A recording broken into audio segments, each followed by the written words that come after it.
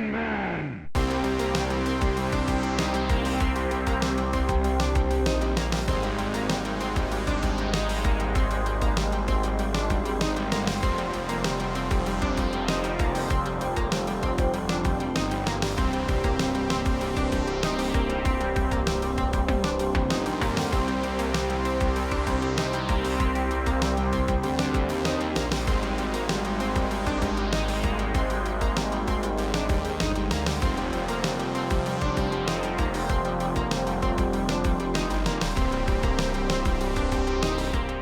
Hello, I'm Anthony Van Winkle with Paradigm Tilt, and today I'd like to share with you my design process for building Swords of Vengeance gameplay on top of a Swords of Fury machine.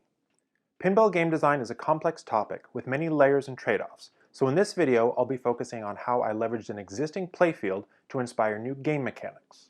Swords of Vengeance is obviously the example I'll be using, but these concepts can apply to any conversion game, retheme, or homebrew project that will be built on an existing layout.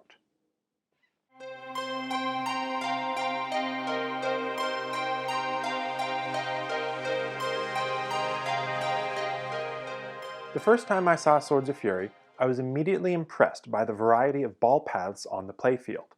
While most games constantly feed the ball back to the in lanes through ramp returns and ball guides, Swords of Fury has no direct paths to feed the flippers.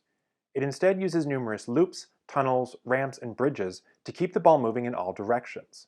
So right away, I knew that in designing Swords of Vengeance, I would focus on different areas of the playfield and challenge the player with getting the ball where it's needed and keeping it there, instead of just lighting shots on a timer that are repeatedly hit by the main flippers.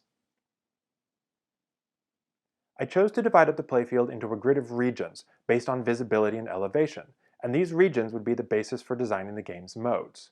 So next I had to decide what the game was going to be about and what its modes would entail.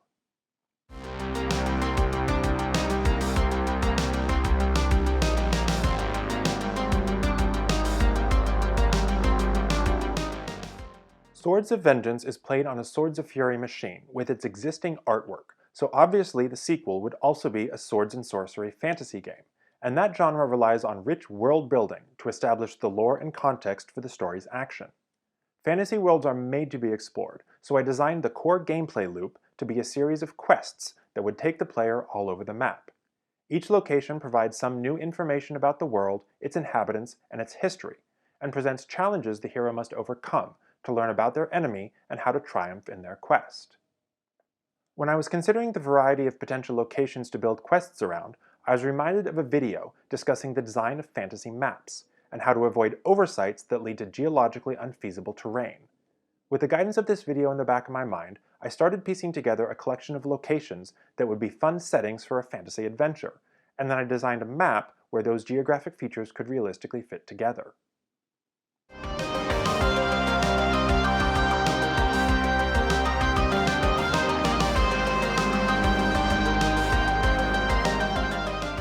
When it came time to lay out my quest locations on the map, I turned to the geometry of the Swords of Fury playfield to draw inspiration.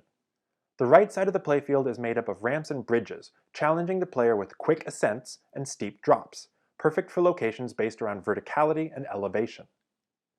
The center of the playfield is open and flat, challenging the player to focus on precision and avoid obstacles, perfect for locations based on traversal and dexterity.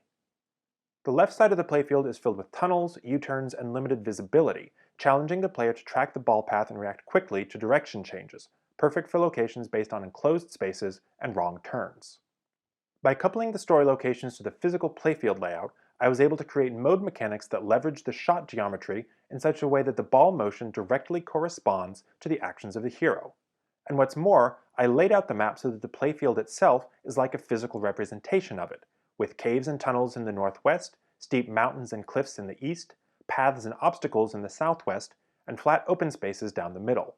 The back wall of the machine is a mountain range that marks the northern boundary of the map, when the front of the playfield is the sea, into which everything drains. Starting in the northwest, the tunnels and passages of the playfield become a series of underground caverns, forming a labyrinth the hero must navigate to find cave paintings that reveal the secret of the Balrod's power.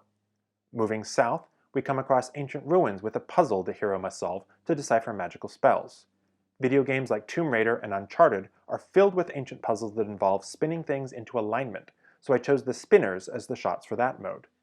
And finally on the west side, a small town where the hero must win a drinking game to learn the truth of what happened 20 years ago. What better to represent a line of shots than the drop bank, all lined up for you to knock them back one after the next.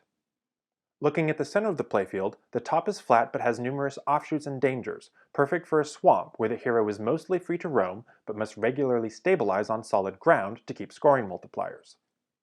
The dead center of the playfield is wide and flat, with targets that can only be hit from certain angles, so that mode is the open plains where the hero must shift around to flank enemy soldiers during a skirmish. And the bottom of the playfield has clear paths and strong footing, but one misstep means instant death, which is a forest the hero must traverse while avoiding enemy scouts. Moving to the east, the north features a ravine where the hero is walled in on both sides and must make their way downriver to find the mystical totems, represented by traversing ramps and the bridge to the drop bank. Below that is the treacherous mountain pass, where the hero must climb specific ramps to unblock passage across the rock bridge to the safety of an alcove. And in the southeast lie sheer rock cliffs the player must scale with successive ramp hits, losing their grip and slipping downward if they don't move fast enough. It's worth noting that from the perspective of the playfield as the map, some of these locations could make sense in different positions. It might be a better parallel to have the town lie most northerly since the drop bank is the farthest up field, but for gameplay reasons I wanted Emerald to have the town as a starting location and Azrak to have the caves. It's also debatable whether the cliffs and ravine would be more logical swapped, since the plunger lane is ravine-like and the ramps are cliff-like, but from a geological standpoint the cliffs make sense by the sea and the ravine makes sense deep in the mountain range. The point is, design decisions are a compromise between different motivators, and there's no right or wrong answer. It's the role of the designer to use creativity and artistic license to make the best gameplay and the best story, and let the rest of the design follow from there. My personal design philosophy is anchored around the direct correlation between story objectives and ball movement, because I believe it is a more engaging and immersive way than simply hitting lit shots to accomplish arbitrary goals.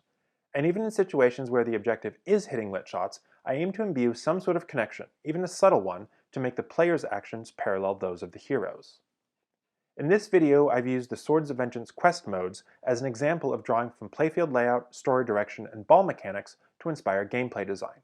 It's obviously not a requirement that every shot in every pinball game be incorporated into the theme and physical geometry, but these considerations can not only help guide design decisions and provide organic connections between shots and objectives, but they can help to foster a cohesive feel across a game's modes and engage players faster and for longer. There are other aspects to pinball game design that help provide cohesion and continuity as well, like aesthetics and sound. Swords of Vengeance features some fun and unique approaches to art design and music that both draw from and enhance the quests in fantastic ways, and I'll go into detail about those in the next videos. But that's all for now, so thanks for watching, and happy flipping!